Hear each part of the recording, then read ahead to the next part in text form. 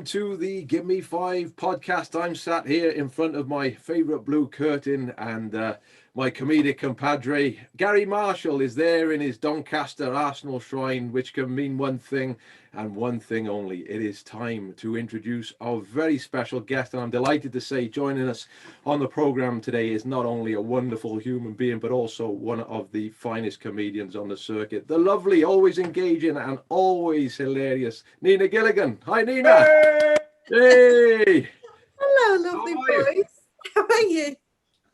Great to see you. Great to see everyone, isn't it? This is proper exciting, isn't it? Look, and there's a guitar in the background and everything. It's proper show business, isn't it? It's proper showbiz. I was saying to you before, I've moved house during lockdown, so really? I'm in the Hebden Bridge. I don't know if you've heard of Hebden Bridge. I have, obviously. Yeah, it's quite famous. It's famous for a number of things. But a terrible fact, is it a good fact or a terrible fact, is it's got the highest number of lesbians per square foot in Britain. I don't know whether it's appropriate to measure lesbians that way, but it's a very diverse community and I absolutely love it. Have you met any lesbians yet? No, I'm a bit disappointed. I think it's because of COVID. They might be hiding out a bit, but I've met some lovely, lovely people so far from a socially distanced, appropriate distance. We've got some characters on our street. Yeah. We've got some old hippies that live in polytunnels and a man in a van. So it's proper Hebden, which will mean something to some people and nothing to others. I'm intrigued by this place, and I feel I want to go there. Well, I definitely. I want to know how many per square foot there is. That's the thing. And it always sounds like that lesbians have got club feet as well, but I don't think they have. I don't think they wear like very very manly shoes, but I think it's a club foot. Well, once you get out and about, Nina, you want to get out and meet as many as you can, just so you can bring your daily average up. Because I will bring you news. I will bring you more news of that as things begin to open up. Yeah. Marvelous. Yeah, please do. We could have a little league table as well then. Yeah. Oh, we love a league table. We love a league table. I don't know whether it's a bad indictment of Machen where I live, but I haven't seen a great many lesbians about the place. Well, Rod, I'm going to slightly challenge you on that, because how would you know? Well, I don't know. I mean, is it the manly brogue? Yeah. I think I'd probably be looking out for the wrong things anyway. Yeah, I think your sort of version of lesbians in your head might be slightly stereotypical. I don't know what you're expecting from a lesbian. No, I've met a few lesbians in my time, and they're not lovely, every single one of them. But I'm not sure how you spot one in the street though. No, I don't. Yeah, there's a fundamental flaw there. But that's why how did they find out there were so many kicking about in Hebden Bridge? Pardon? How did they find out there were so many kicking about in Hebden Bridge then? Well, because it was it's a kind of it started off with hippies. Hippies moved here in the 60s. Is it the 60s or the 70s? Hippies moved here and sort of took over. And then because it was such a sort of diverse and open community, then there was a sort of gay community moved here, and particularly lesbians. So there is a sort of historical movement of lesbians to the community. Perfect. But you can't just necessarily spot one of them just by looking. No. Oh. Well, when I was in the Royal Oak pub, which Gary's been in, it's about stone's throw from here, and there was one night, the first night I've been in there, and they used to have a quiz on there, and there were, I don't know how it came up in conversation, but someone said that couple over there are lesbians. They were obviously sat together, and then they had a break in the middle of the quiz, and they said everyone go and help themselves to curry. So I went up there, and I had a poppadom on my plate, which fell off onto the floor, and I hadn't noticed, so I stepped on it, and this lady turned around, one of the two lesbians, and I just didn't know what to say. I said, Lord, look at this. I said, I better pick this up straight away or it could make a mess. And she looked at me and went, possibly, and turned away. So I thought that my one sort of dealing with lesbians, I thought they're very brusque. But this is one of the oddest starts to a podcast I think there's ever been. Rod, In my mind now, I've always thought I don't want to, I would not want to get into a row with a lesbian. That's Rod, wrong. I feel like in the interest of the lesbian community and your continued education, I'm going to make you spend a weekend in Hebden with me. That's going to have to happen. Could we film it as well? Can we please, because I feel like Rod meeting lesbians is there's a whole series in it. Yeah, where we open Rod's mind, where he finds that lesbians are people too. Yeah, like the Welsh Louis Theroux. Yeah. Yes. Yeah. As long as we don't go for an Indian, because I can Christ. just imagine poppadoms all over the place with me. I know, and I just I'm quite worried about that. I'm quite worried. Like I don't know whether I can continue with this podcast. So let's just turn this around from Hebden Bridge to when with the pandemic starting last year. Were you due to go to Edinburgh again, Nina? I was all set, Gary. I was all set in the sense that comedians are set in where they might have written a title of a show and that the room was booked and the application was in. I can't say the show was fully finished, but I was properly, we were lined up to go. The room was booked. The room was booked and the rug was pulled, which will be the title of my next Edinburgh show. Sounds like a Hebden Bridge sort of title. Yeah, quite. The rug was pulled.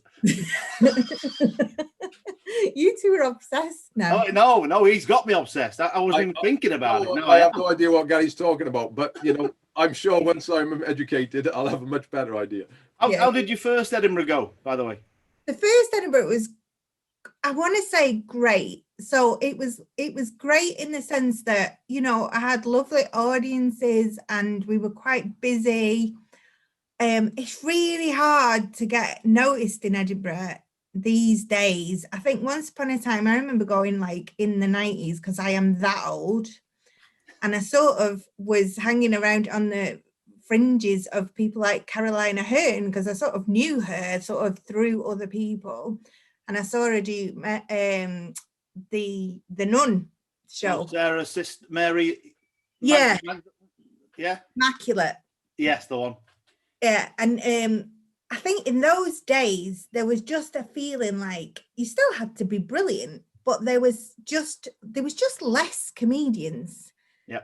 There was just less of it was less corporate.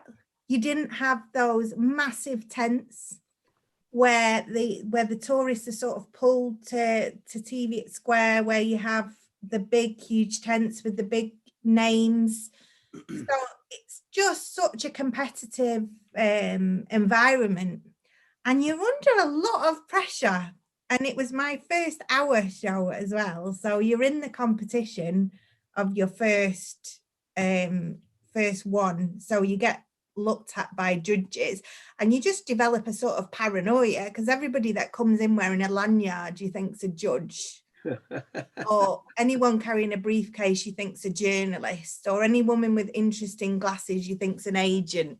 Yeah. So you just end up in this sort of weird bubbly world where you don't relax for a month, really. So it's an odd thing, and you're sort of doing, I don't know about you, Rod, you're also doing a show with a narrative, and mine was quite personal, so it's draining in a different way. You're not just doing 20 minutes of knob jokes, which you can get away with on a Friday night in a club. So it's demanding in lots of different ways. Having said that, I loved it. I made loads of contacts. I got loads out of it, and it's a great challenge, and it's definitely on the bucket list of things to do, isn't it, for a comic? Because a need to do sort of thing. Yeah. If you want to. Would you want to do it again, Rod? I don't know. I mean, I had three stark contrasting appearances up there, really. I had the first time I did it was in 97. which was in the competition, so he'd think you're funny, which was the Peter Kay year. And he went on first, which is always a difficult thing, isn't it, for a comic, going on first in a competition. But he was that good. He had just won Northwest Comedian of the Year, and I'd never seen anything like it. It was just sensational. And when he finished, you thought, we might as well all go home and give him the award now, you know. Yeah. But I went up and did my own show up there for the 28 days in 2001. And that was great. I loved that. I was at the Pleasance, you know, and you were getting fallout from people who were going to see other shows and they couldn't get in to see Frank Skinner, so they'd come and see you, which was brilliant. And then, you know, I think by the end of the run, I had a couple of decent reviews, and then had a few sellout nights at the end, only a 50-seater. So I left it a few years and then went back in 2013. But I was obviously thinking this will be a piece of cake now. But I had a dreadful venue with a big leak in the middle of the room, and there was like a foot bath on the way in, like going into a swimming pool.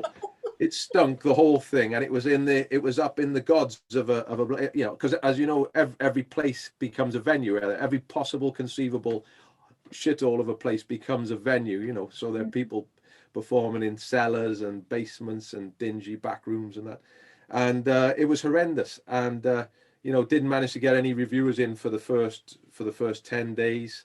And as you said, Nina, you know, it's all encompassing, isn't it? You're doing your publicity, you're doing, you know, your fly posting stuff, you're trying to get on, you're doing interviews and that. And then there comes a point when you go, oh, by the way, I've got to try and do a gig now for an hour. And when you do your first gag and you get nothing because there are 3 people in the room and you think, I've got another 58 minutes to go, it's challenging, isn't it? It really is. To be honest, it must have been nice of them to make you feel at home by putting a big leak in the middle of the auditorium. And you're performing at really strange times of day as well. Like mine was 2 PM. Yeah. Like there's just a different atmosphere, isn't there? Yeah. If they're all Scottish, they'd have been pissed anyway, but they're not, are they? So no, they're not. Yeah. No. They're all middle class, Gary. I'll never go. I'll never ever go. You might get one great night, but typically there's no reviewer in that night, you know, and they always come on the nights that there are 6 people in, and I don't like comedy anyway. I had a tantrum one day because I was so sick of feeling judged, and the spotlight had broken, so I could see the audience, and I had a tantrum, and I just said, right, is anyone here from the industry? Because if you can, you just get out. Just get out. I just want a day where there's nobody here judging me. It's like, you over there, why are you on your own? Why are you here? And was there anyone from the industry? No, she was nice. She was like, I've just come because like I've got a spare hour before my own show. I was like, right, you can stay, but shut up. She said, I just happen to like snazzy glasses, and that's all. I'm from the Hebden Bridge Tourist Board. Oh, my. With me. We're going to get onto the Gimme Fives then. We've just spent 20 minutes. Sorry. Listen, not a problem. So the categories you chose, your first one was actors. So we're looking for your top 5 favourite actors. Off you go. Number 1. Robin Williams. Oh, no. Oh. No. Be careful. He's your favourite, isn't he? That's another one of Rod's favourites, this is. Oh, Rob, is this going to end up in us being soulmates? I think so. Unbelievable. In fact, when I come and stop in Hebden Bridge, I'll bring my Robin Williams collection with me. Thank you. Robin Williams. And then do you just want me to rock through them? Well, what is it about Robin that so takes you? Because, Gary and I have conflicting opinions about American comedy in general, I think. We do, yeah. I think because I loved, like, Mork and Mindy was one of the first things that I ever laughed at as a child. And it's just his versatility. He just manages to he's sort of brilliantly funny and quick, and he just brings himself to the performance. You don't feel like he's just got such flair. He just brings something else to a performance, I think. Like nobody else could do it as good as Robin Williams. And when I saw him in, like, when you hear him say "Good Morning Vietnam" or whatever, do you just kind of think he's just or see him in Dead Poets Society, where he's so touching and such a role, he's such a hero. He's got such heart. I feel like that's him. I think like he brings him. Yeah. And I feel like not all actors can do that. They can act a role and they can make it seem very authentic. But I feel like you get Robin Williams and the whole of him. And that's really special. Absolutely. Well, you know, you had me at hello there, but I think if Gary doesn't agree, you're a convert. Just, like I say, each their own. I just never got him as a comic. I still don't get it. Him and Richard Pryor. I cannot. And it's. I mean, comedy's the most subjective subject ever. Yeah. So you know, I applaud anyone who gets up and does it. But there's some people I just don't get, and I didn't get Robin. I didn't get Richard Pryor, and probably the biggest two comedians ever in the world. It's weird, isn't it? But I loved him in Mrs. Doubtfire. Mrs. Doubtfire, with the worst Scottish accent in the world. So we've got Robin Williams number 1, number 2, Nina. Okay, so I've put Cate Blanchett. Oh. Because like back to being a lesbian, which I'm not, but if I was, I would. Is she a lesbian? I don't think she is, Rod, but well done. Lesson number 1, you can't tell by looking. No. He's learning.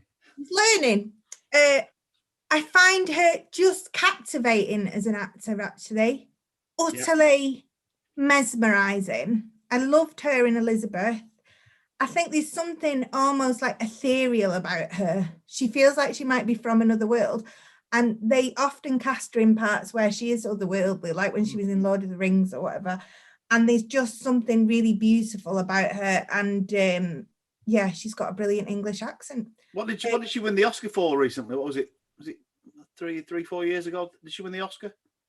No, I don't think she did. I might be wrong though. No, I'm probably wrong. But I think she's brilliant. She's got great poise, hasn't she? Really. She has. Classy. Yeah. She's classy, isn't she? Yeah, she's sort of everything I'm not. Bitch. I'm not having that. But number 3 then, Nina. Elizabeth, I've gone for another woman. And I don't know how many women guests you're having on here, so I'm making this very vagina heavy. Elizabeth Moss, who is the lead in. Can I just scrub out Taylor? But just a minute while I'm. Moss, right? Yeah, I've written Taylor in, but it doesn't matter. He was in or out. So she's the lead in The Handmaid's Tale. Yeah.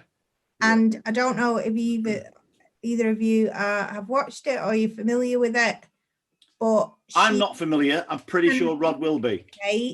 A whole 5 emotions in one eyebrow, and I commend her to the house. I'll take it. I'm all over it. I'm googling her now as we speak. Gaz, you have seen her, Gaz. She was in The Invisible Man. She's the Invisible Man lead. Yeah. Oh, she's quality in that. That is a great film, by the way. Yeah. She's very now. Yeah. She's I think she's just a complete star of the future as well. Like she needs an Oscar. Yeah. Elizabeth Moss. Yes. Some people you can just tell they're made for an Oscar, can't you? And she's one of them. She totally is. Like she's just like some actors that can say so much without actually bloody speaking. Yeah. And it's not as well. It's not because she's gurning. Yeah. She's not just pulling faces. She's just a look in her eye, and you're just like, nobody else to do that. Yeah.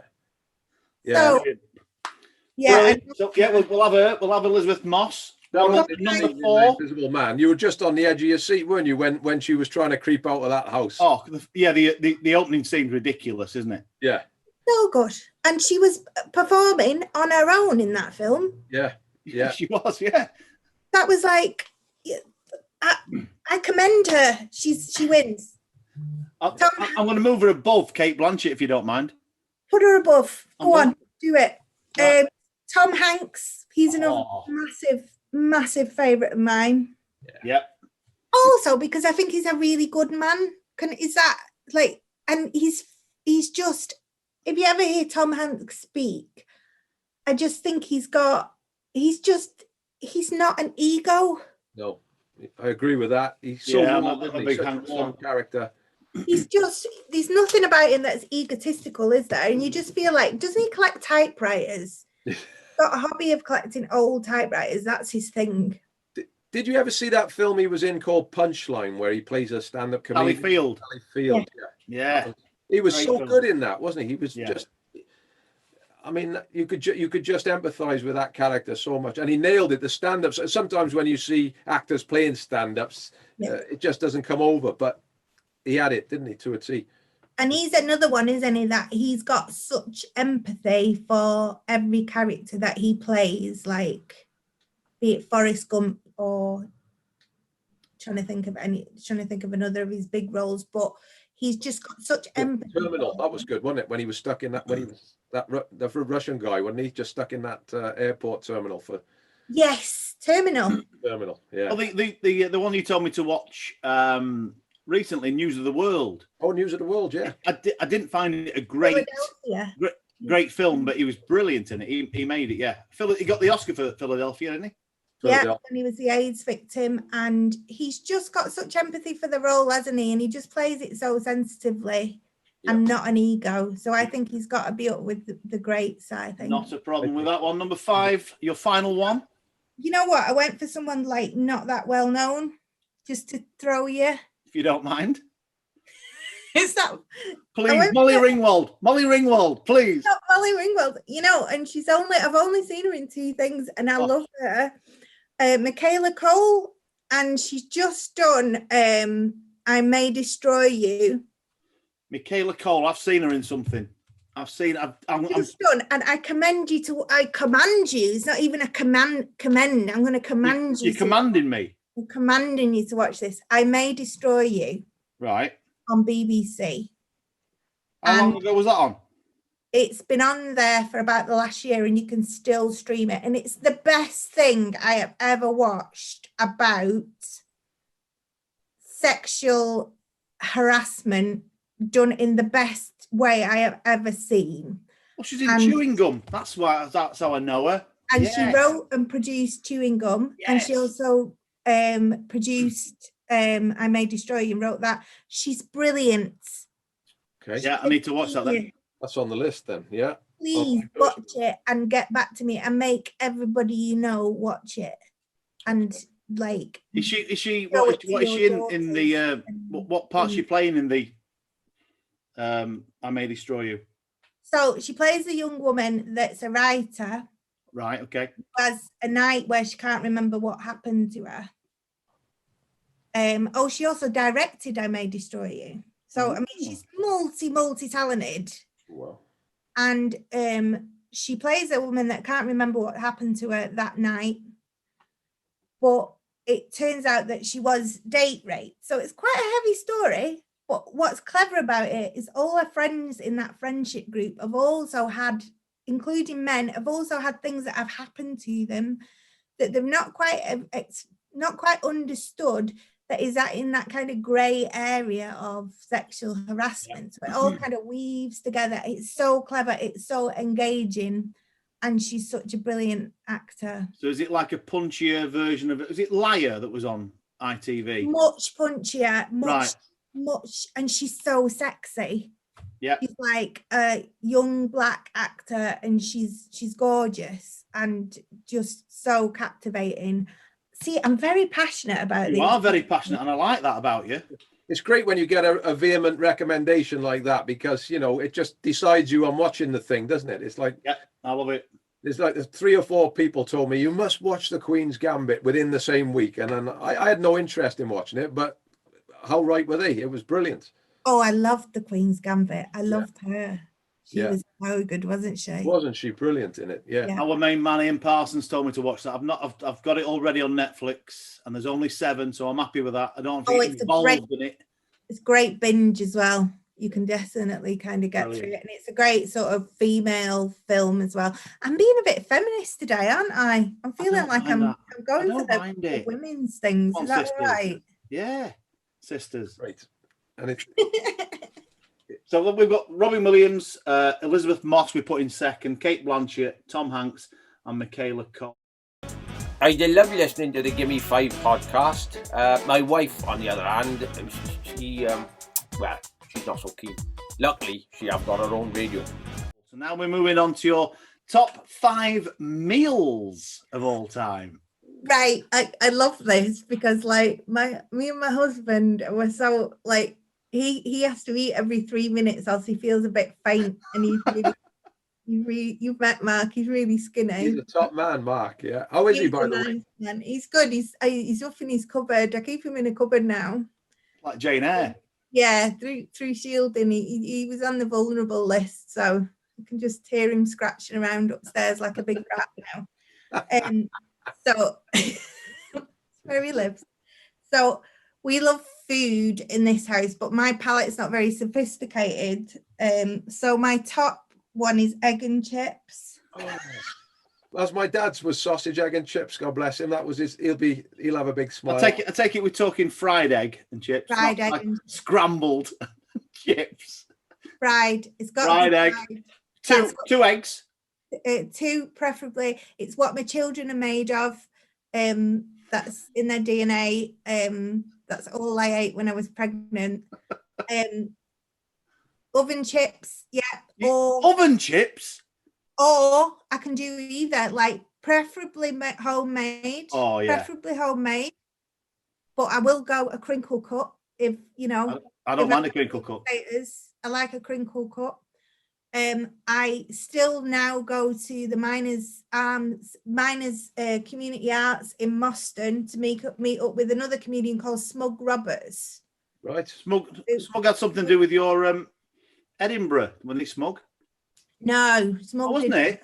No, it was Toby Foster. Was it Toby? Right, I thought it was Smug for some reason. Smug and me meet up for egg and chips on a bi-weekly basis. Yes, and it's got to be a dippy egg. Dippy egg, yeah. Chips in the dippy egg, obviously. What oven chips, incidentally? Because I struggle with oven chips. The cardboard for me. I'm not keen on them. Chips? Oh no, oven chips. I don't like oven chips. What? You might should be fried. Which ones do you go for, oven chips? What make? Because I'm thinking maybe I haven't tried the good ones. I think McCain are all right. Like, but I mean, I'll go for a Morrison's own brand of a. And why wouldn't you? Yeah. There's not much in it, Rod. To be honest. Well, we've tried different oven chips, and I've enjoyed them at the time, but latterly, God, I've suffered. Have you? Is it the old indigestion? Oof. Honest to God. What are you on about? Huh? No, I mean Debbie likes. Well, she does make very good chips, Debbie. So maybe that's sort of spoiled me. Well, you know. I find if you replace the tomato ketchup with Gaviscon, that can help. Yeah. With egg and chips, would you have the vinegar on the chips as well? Oh God, yeah, and on the egg. I'm up for that. Salt, vinegar, runny egg. I like the way that the grease of the vinegar doesn't quite mix. Yeah. And it just like mercury. It floats, like, and it reminds me sort of being in Spain, you know, hot, and you just like being hopelessly English in a greasy cafe. Yeah, well, I like eating in Spain, but I just don't like eating it in the sun. I don't mind if it's shady. Yeah, you know, it can be sunny outside, but I just don't like being in the sun eating it. You know. No, I mean I'm ginger, Rod, so you know it's never good. You know, a malignant melanoma is only a degree away, so I have to be careful. But yeah, in the shade, but on a hot sort of shitty cafe. Yeah, I love like that. A shitty cafe. Yeah, greasy spoon all day long. Sorry, have I sworn in our other way? No, I'm happy with shitty. Very PC. No, I also find it's a bit lately. If I've eaten anything greasy, I've taken to having an orange afterwards, and that really does wonders. I don't know if you've tried that. I don't know that. Like, it makes sense though, doesn't it? Like to soak up the grease, honestly, something acidic that will cut through the grease. It really does, because like you sometimes get that. Well, I don't have any of that. Maybe that's why they give you a lemon with fish. Yes, yeah, I bet that's why they do it. Or that's probably why they do it. Yeah, a spoonful of apple cider vinegar after you've eaten, supposed to break down the fat. Now, I'm probably not the man to be talking how to lose weight on this podcast, but that's what I've been told. Well, you say that, Gaz, but you did lose a very I impressive... did, but I put it all back on, fortunately. Well, I wasn't I going to did mention that, that. guys. And more. Oh. I lost 2.5 stone, nearly 3 stone in the before times. Yeah. And then During COVID. it's easy, isn't it? To be honest, nobody's ever going to see me from the face down again, are they? So does it matter? Exactly. I've got myself. There are more important things, as long as your face looks all right. Yeah, that's true. That's true. Well, Do you need do you need my second pick? Yes, please. Well, we can't do an hour on egg and chips. Heinz beans and sausages. Jesus Christ. you could almost put that with the egg and chips, couldn't you? You could, Rod, and I've tried it, but it's a bit much. So I like to do the Heinz beans and sausages just with white toast and butter. Oh, right. Okay. Yeah. White toast and butter, Heinz beans and sausages. This is the sausages in the can, isn't it? It's not like you fry your own. No, they're in the can. It's the one. Horrible little sausages. John Wayne Bobbits. Yeah, the little pork sausages in the Heinz beans. Wow. I tell you what, when Matt Letitia chose his top 5 meals, and I thought battered sausage and chips was going to take some beating, but I tell you what, Nina, you are flying. You want to hear the next one? Can't wait. Oxo on toast. Oxo and toast. Oxo on toast. Oxo on toast. Right. So when it was going up, like Marmite was in short supply. Yeah. So my friend's mum had a take on Marmite, which was hot buttered toast, and I've had it this morning. So it lives on hot buttered toast, and you take an Oxo and you crumble a little bit of Oxo over your hot buttered toast, and it's like a poor man's Marmite. And I can see that I've blown. That's definitely come from that I have literally blown your minds, but like my children have it now. We can't have it that often because you're only a crumble away from a heart attack, but it's very salty. It was normally an apple crumble. Yeah, but it's genius. Well, I know you were with me on Elizabeth Moss and Michaela Cole, and you're looking slightly more resistant to Oxo on toast. I was with you on egg and chips. You better go. I feel like I want to try it though. That's the thing, because I like Oxo and I like toast. Go for it, Rod. Yeah. Honestly, it's gorgeous, and have it with a hot cup of tea, because then you almost like, if you get a little bit of Oxo stuck in your molar, you almost get a cheeky bovril. Wow. Wow. Now I'm with you. That's very, very forward thinking. I'd love a cheeky bovril, to be honest with you. I have a cheeky bovril down at Cardiff, so I think if I perhaps took a bit of toast with me. I know. It's like it's a whole meal, isn't it? I'm salivating, waiting for number 4. Oh, it gets a bit boring now. Oh. I'm sorry. So now is like my sophisticated meal. This is where for when I'm being grown up and we go out. I love a fish pie. A fish pie? A fish pie. Yeah. That's my grown up meal. Yeah. Love it when it's got boiled eggs in it. Yep. And like smoked fish, white fish, prawns, mashed potato, white sauce, cheese on the top. Perfect. That's your classic fish pie in one. Yeah. You don't see many fish pies though, do you, these days? What? I certainly do a quality fish pie. Yeah, like in a restaurant, I would probably have the occasional. I wouldn't go straight in for a fish pie by any stretch. No, you want the Oxo on toast first as an appetizer. That's my first. But I don't. I've got nothing against a fish pie, but I found that fish pies can be very, very different. Well, you want to have an orange after it. I find an orange after a fish pie. Well, I think you're right. They can be quite variable. Like a supermarket fish pie, if you go for a cheap one, they're not worth having. Like a quid fish pie, the mash is like a centimetre Yeah. cheap. It's Right. got no butter in it. It's like it's not worth wasting your time on. No. But if you go for something like a luxury, I would at a push have a luxury fish pie. Maybe Put it might be luxury in expensive. brackets. Luxury in brackets. But then, yeah. But Yeah. then if you want a proper fish pie, if you go to like a bistro, Rod, I don't know if they have those where you live. Yeah, I've seen one. Yeah. So try a bistro, or I would go like top end fish pie, pay no less than a tenner for it, and Right. you're going to get something quality. Sometimes you can even get a scallop in a fish pie. Now, if it's got a scallop in it, it's going to be quality, Rod.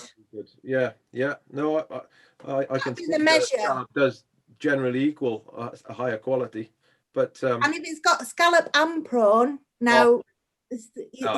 isn't it? That's the stuff of fantasy, surely.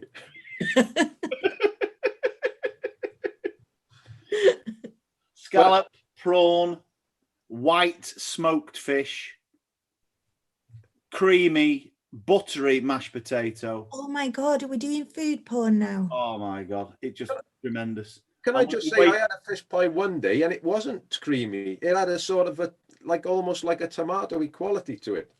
Oh no. You know. Oh, Is it like a Mediterranean? that's fish the one, pie? the Mediterranean fish pie. Yes, it was. It was totally. It didn't conform with fish pies like you would know them. No. No. That they've messed with the classic there, haven't they? I mean, next you'll be telling me there was garlic in it. I think there was garlic in it. Yeah. Not a fish pie, that is it? It's probably That's not. like I don't know what that is. That's like a paella pie. What's that? A paella pie. Paella pie. Yeah, it's like a paella where you've thrown a crust on it. Yeah, yeah. If Not that's the right. thing, it could be. I reckon you might have invented, because people are probably having paella pie, but it's never had a name. But now you've just given it a name. Thanks. So we need your last one. Please, I hope it's a goujon. Please be a goujon. It's not. It's a steak. Like honestly, it's a steak. It's just a steak. Like literally, though, I like to have a steak. Don't tell anyone this. I like to have a steak and a butty. Oh, like a steak witch sandwich. It's just a steak sandwich, like, but not like no onions, mushrooms.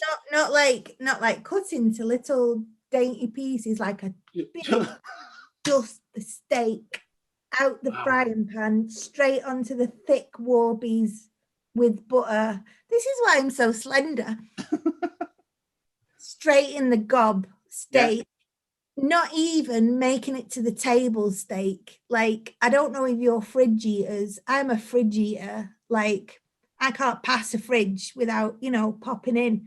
But sometimes my meals don't make it really out the kitchen. And even if they do make it out of the kitchen, I've usually had a bite out of it just because you've got to taste it before you take it to the couch, haven't you? Will that be a fillet steak or a sirloin or rump? What? Sirloin. Sirloin, because it's on a butty. Yeah. It just seems like rude, doesn't it? Like you should do something a bit more attractive. Mustard on it? Mustard? Yeah, I would go a bit of mustard, Gary. English, French? I like French. I like the French. But I'm talking about like this. I don't think you're getting it. Like I'm talking about this sort of vampire-esque sort of get this meat down me. No, I get that, because I think it was Gary's friend who was telling him that she had seen a documentary about cheese and how much cheese you should be eating, really, the recommended amount of daily cheese. Like a matchbox. Yeah. And she said, I have that much cheese when I'm making the sandwich. Yeah, she did. She went to Weight Watchers. That was it. As her first ever Weight Watchers. And they went, right, this is how much cheese you can have. She went, yeah.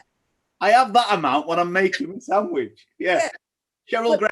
My husband says we've got a giant mouse. He says, is that mouse been at it again? Because also in our fridge, there's cheese marks in the cheese. And sometimes if you go in the bread bin, there's a bite out of one piece of bread. It drives the kids mad. I've just gone, I don't need a whole piece, so I'll just bite a bit, put it back. Giant mouse. Yes. I hope you've sort of kept up the illusion that this mouse is still kicking. Yeah. You didn't come clean, did you? So I feel I like get where even you're. though my food choices on that Like I site, said, yeah, at least revealed something about my eating disorder. I'm happy with them. I'm happy I with like the steak especially. Have you tried you can get like a hot plate and you sit down and then you put the steak on the thing. You got like paraffin heaters underneath and then you cook it just as you want it. It'll change your life. If you haven't got one, you can pick one up on, I don't know, eBay or whatever, you know. What? But you got to be do it in careful. bed. Pardon? I could do it in bed. You could do it in bed, but you got to be very careful about what you put in, because I found this in Poundland. I found this paraffin, which I thought would be perfect. It was like gunky paraffin, and the other stuff I had was a bit too like liquidy. So I put this gunky paraffin in. Well, when I lit it, I set fire to the wicker basket on the table. It was all hell broke loose. So I'm not allowed to touch it anymore. But If that was Norway though, they'd just throw a bit of moss on it, wouldn't they, and say, voila.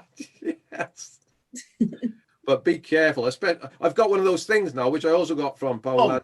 Well done. You just click it, and it's got a big, spout, and you light it. You don't have to go near it. Oh yeah, I love those big lighters. Yes. Oh yeah. When I smoked, I used that as my cigarette lighter because I always lost the little ones. Give Me 5 is the perfect show for people who can't handle the truth. Can I get you away from we're on to lighters now, top 5 Sorry, Can we get you on to your top 5 scenes from films you've chosen? Oh, okay. Not yet, so your top 5 Okay. films. So I went for I went for Shawshank Redemption.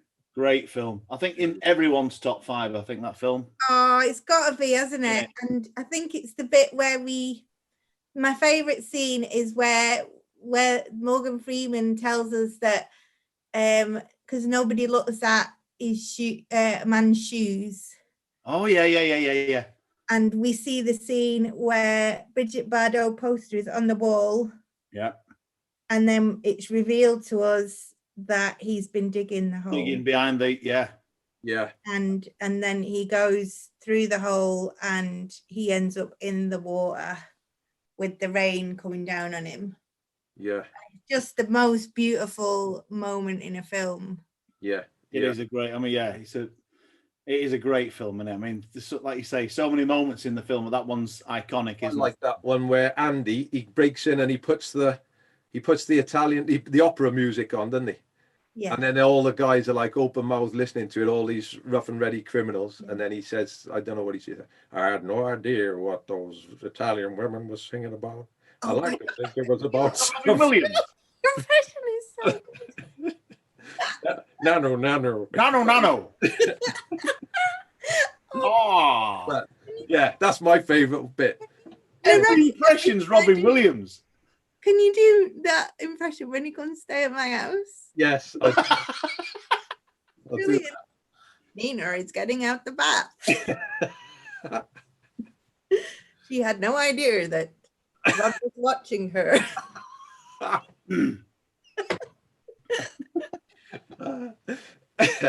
So the next one, and this is a lovely one as well. What? My favorite moment, and it was like one of those that I was just so like mesmerized the first time I watched it, was the Truman Show. Jim Carrey. Very. Yeah. Jim Carrey. I mean, not only he's another one that I think I didn't always like him when I first saw him, but he's a brilliant actor. And it's where he's been on the ship, and then we realize as he goes to the horizon that he's on a film set. Got you. Yes. And he walks behind the film set and out because we think he's in the world, and then the backdrop to the horizon is actually just a backdrop. Yeah. And we see that it's not real. Yeah, he's been in a TV show all the time, hasn't he? I've only seen that. I've only seen it once, so it's a long while ago since I've seen that film. But yeah, Brilliant film. Brilliant. cracking film. Yeah. And I think like I just didn't see it coming, and I just thought it was one of the greatest sort of cinematic things I'd ever seen. I was like, wow, just like the whole concept coming together, and his like I was so like engaged with him and that moment. I just thought that was like beautiful. Our producers just put on that the Shawshank Redemption didn't win one single Oscar, even though it was nominated 7 times. That is amazing, isn't it? Amazing, isn't it? How did that happen? Yeah. Ridiculous. Yeah. Number three, Nina. The next one after that is, these are more silly ones now. So the next one after that is Titanic. Yep. But it's the one that always makes me piss, is where she's right at the end and she's freezing to death on the bit of whatever she's floating on, and says, "Never let me go." And Jack is holding on and he's dead. Oh, spoiler alert. Jack is holding on and he's dead, and she cracks his frozen dead hand off her life raft. Yeah.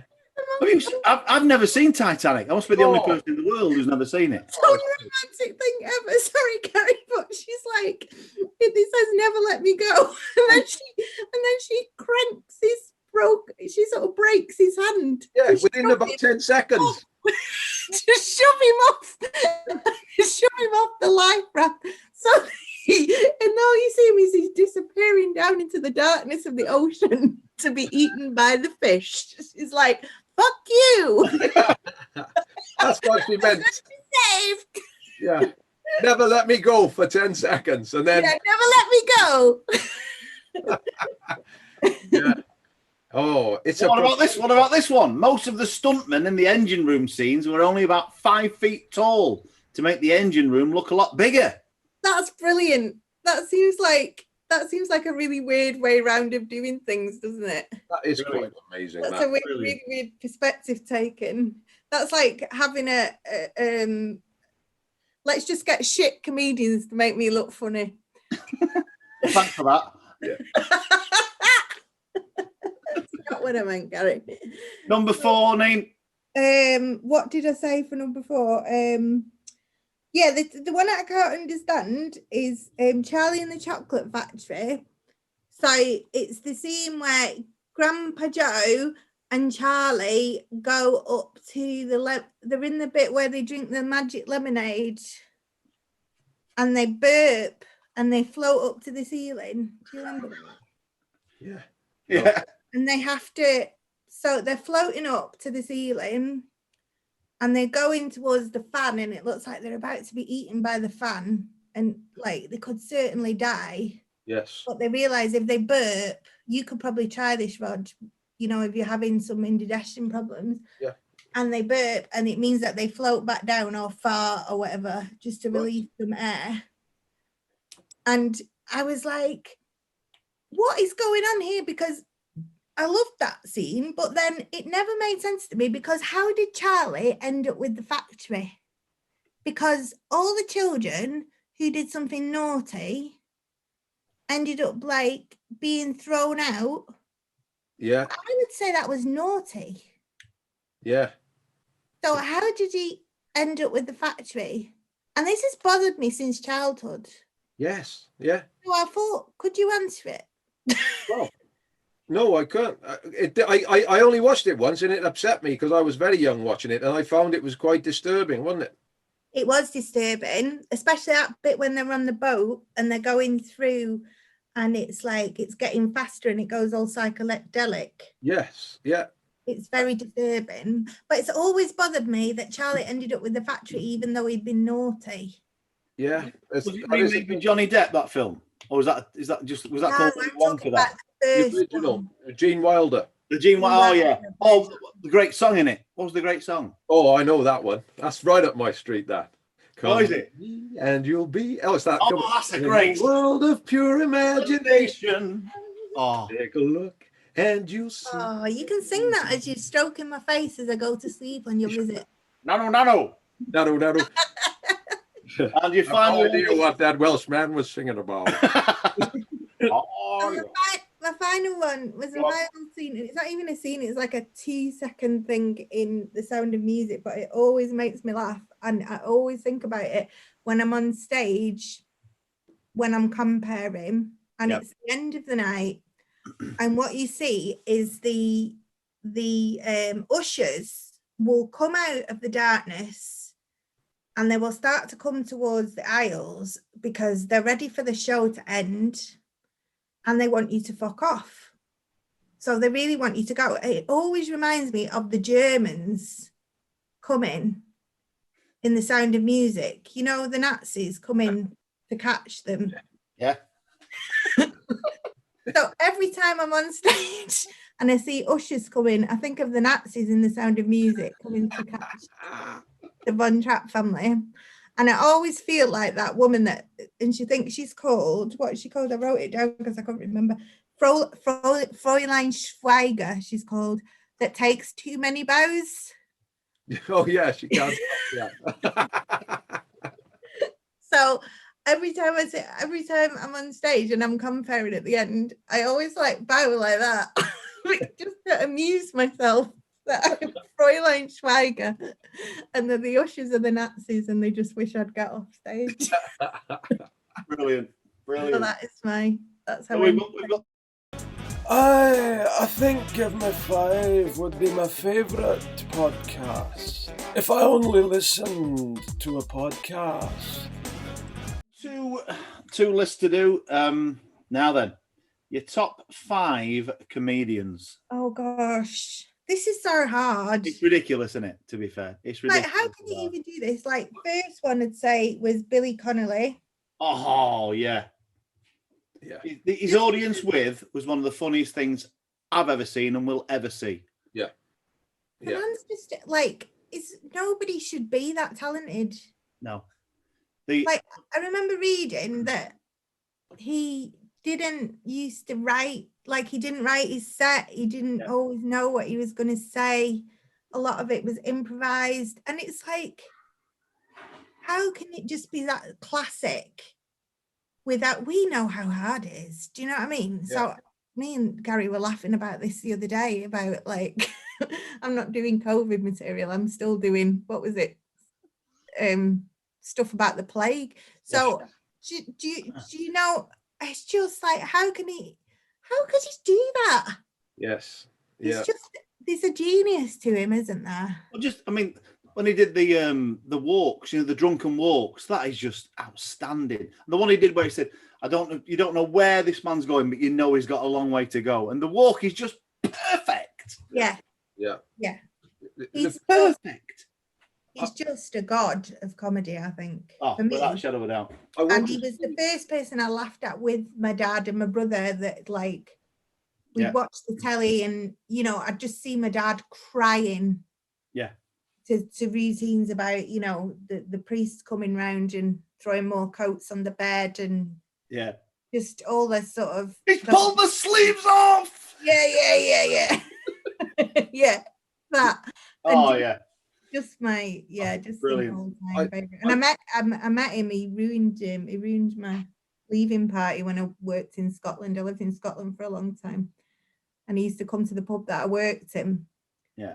And he ruined it. So it's the only time I've ever met him, because I was meeting my friends there because I was leaving, and he turned up, and then the pub was packed because everybody in Glasgow had heard he was there. And we couldn't get a seat, and I was like, you fucker. So Billy Connolly. And then I've got, and they're not in a particular order, I've got Peter Kay. Why not? Absolutely. I also think he should be up there because I think he's got a bad rap. Like, there's this sort of thing on the circuit, I don't know if you ever hear this, where he gets a bit of a sort of, oh, he's not edgy enough, I don't get that, mate. If you're funny, you're funny. And but I do think he's been sort of talked down a bit. Yeah, you're right. And Not by audiences, but by other professionals. Yeah, you see this with Michael McIntyre as well, where when he went to receive the comedy award, wasn't it, that year, there was a real air of animosity in the room when he went up to get the award, and somehow it seems that a lot of that viciousness is coming from guys who would love to be that successful, I'm sure, but professional jealousy, isn't it? Yeah. And I just thought that, like you said earlier, Rod, in your tale about, talking about Edinburgh, there was a real he sort of found something new. He hit upon a comedy that really resonated with working class people, and that to me is genius. Yeah. And never to be sniffed at, because the more working class comedians we have, the better, as far as I'm concerned. I think there's a real thing on TV and radio for sort of quite middle class comedy, and I, especially when you go to Edinburgh, and I think we should have as many working class comedians as we can possibly fit on the telly, and they should never be locked down on. There's a rant for you. Yeah, you don't hear, like, if you're like if I'm at a dinner and someone says who's your favourite comedian, I go on a rant about it. Doesn't Michael McIntyre is probably the biggest comedian. He'll sell out within that, and yet it'll split 50-50. Someone will hate him, someone will love him. Yeah. Peter Kay, you don't get that. It's 99% love with Peter Kay. Yeah. Well, which is good, but not amongst comedians necessarily, which is sad. I've got Caroline Aherne. Why not? I saw that thing on a Yeah. Was it John Thompson did recently? Yeah, I mean, they were great friends. I know John a little bit, and they were genuinely good friends. And again, she just did something which was incredible, that she managed to observe working class people watching the telly and turn it into a comic masterpiece. That royal family, I don't think anyone's come close to doing something as good as that. It was brilliant. I think Early Doors was close. That of course Craig Cash co-wrote with but I think the brilliant thing about Caroline was she gave the best lines to other people. Yeah, she's very How generous, good is that? Yeah. Very generous and just a very sensitive person, I think. And such a tragic loss. And again, I suppose the theme of like being able to really paint working class people sensitively and funny and just with a lot of heart. Yeah, she's brilliant. Absolutely brilliant. Yeah. Who else have I got? I've got John Shuttleworth. Jilted John. John Shuttleworth, two margarines on the go. It's a nightmare scenario. Partly because me and my husband really enjoy him together. Yeah. Because Mark loves him so much, and he really introduced me to John Shuttleworth, and I just love him because he's so silly. Brilliant. And I love the character and the whole world behind it. I wish I could remember. I saw him on something recently, and I can't think what the hell it was. I wish I could remember. I love a great character comedian, and we saw him in Edinburgh, and he's wonderful. He's just a joyous and just very gentle. Do you know? There's nothing in it that you could possibly take hold of and take offence of. He was like the joy. Yorkshire Frank Sidebottom without a mask on. You know what I mean? Yeah. Totally that. Just beautiful. Just so tame. Not that I don't like comedy that's a bit harsher, but just... No, but isn't that the great thing about comedy? There's a place for everyone, isn't it? And that's what always gets me. Sometimes you hear comics, they get you mentioned it there you get this undertone about certain comics and stuff, but really it's very hard to be precious about comedy, isn't it? Because really it's just nonsense anyway. I mean, when you boil it down, we're hardly doing anything that's consequential in it.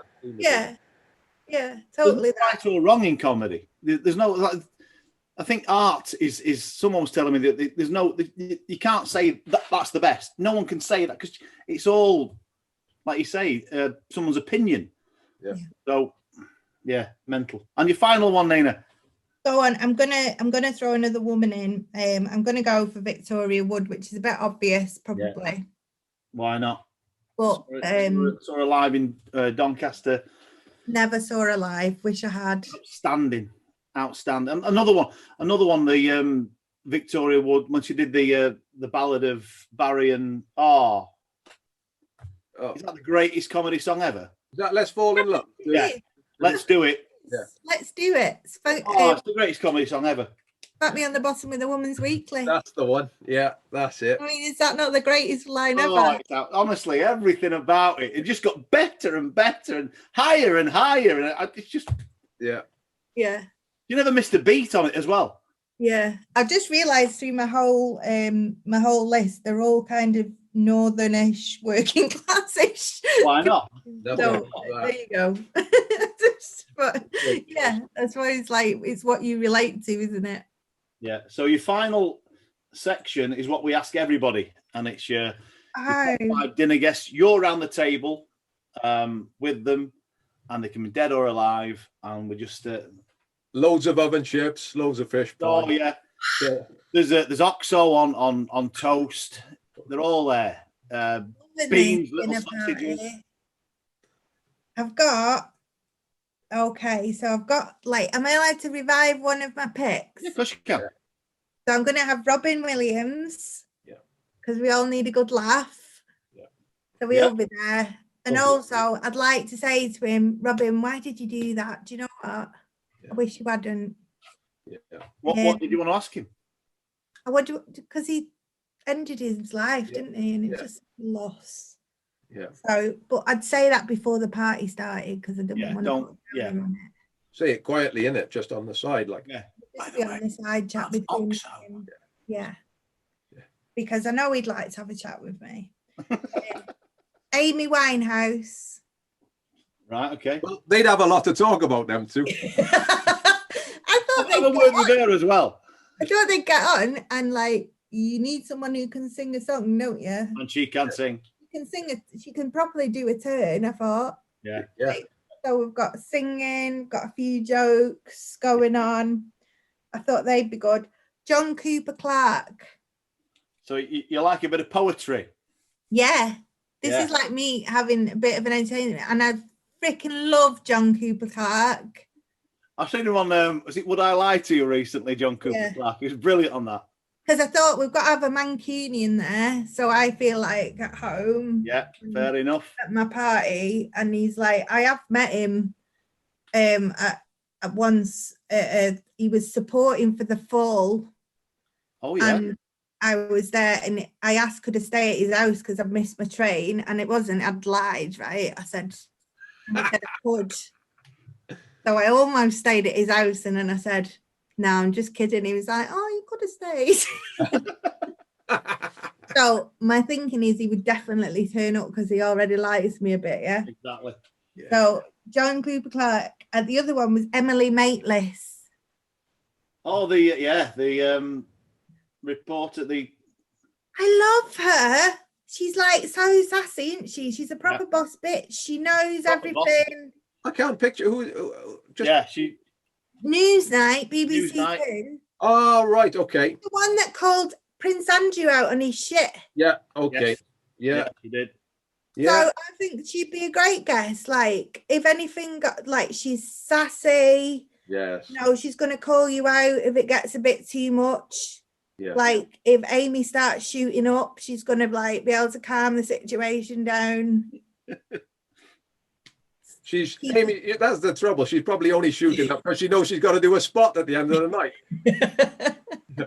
And then Robin say, well, you only asked me here because you wanted me to say a few words. It could all turn.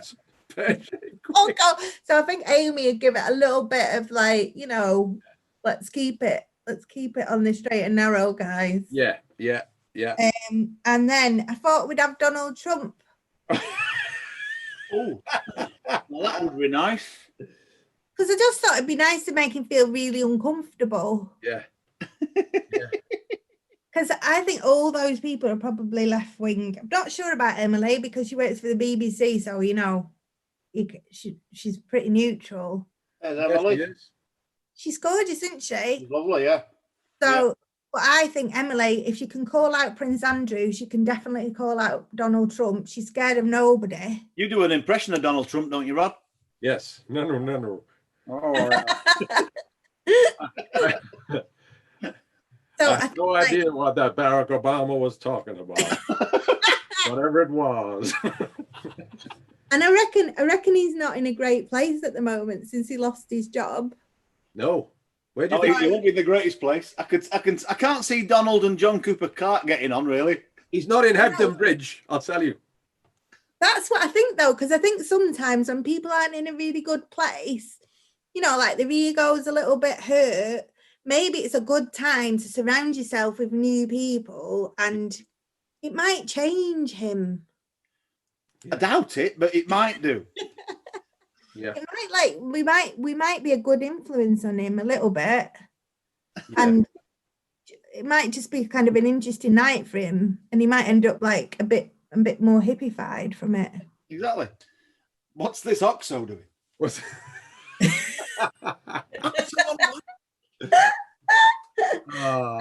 So I think it's brilliant. You've been a great guest, Nina. Thank you very, very much for coming on. I knew it'd be a great one, guys. Didn't I say to you? I said, I'm sure, and this is exactly, I was hoping I would feel this way at the end of this interview, and I do. I feel like I'm just glad to be part of the human race, which is always, I think people feel after they've watched you or spent any time in your company. Oh, that's so Well, I'm just going to get my anorak on and a flask, and I'm going lesbian spotting. So, Well, I won't come because I'm no good at that. oh, you're rubbish at it. You boys are welcome to come lesbian spotting here anytime. Anytime. I'm there. I'll do a bit of research and then I'll take you up on that. Okay. Thanks, Nina. Thanks, Nina. Say hello to Mark. Much. Give him our love. See you later. Great to see you. Bye. Bye. I personally won't be listening to the Gimme 5 podcast because I haven't seen Gimme 1, 2, 3, or 4. Well, there it was. Another fair and fashionable installation of the Gimme 5 podcast. What do you think of that, Gaz? There was a lot. There was a lot in there. To be fair, we've always enjoyed talking nonsense, and to get Nina on and just have a three-way nonsense chat was brilliant. Some of the choices were outstanding, and I'm definitely going to be looking at I May Destroy You as soon as possible. I'd like to have that on a t-shirt. Did you not on a Star Wars one years ago? What does he go? I can't do Darth Vader.